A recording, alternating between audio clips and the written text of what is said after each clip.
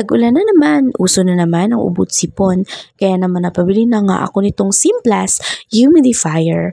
Alam nyo ba na ang mga humidifier ay nakakatulong sa ating kalusugan? Kabilang sa mga pangunahing gamit ang pag-alis ng sintomas ng tuyong balat, ubo at pananakit ng lalamunan at pagbabawas ng pagkatayo ng ilong at lalamunan na dulot ng sipon, allergy o hika.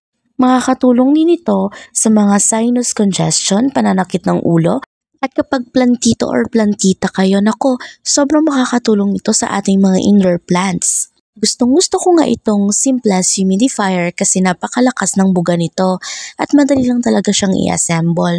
Sundan nyo lang ang video na to para malaman nyo kung paano siya ginagawa.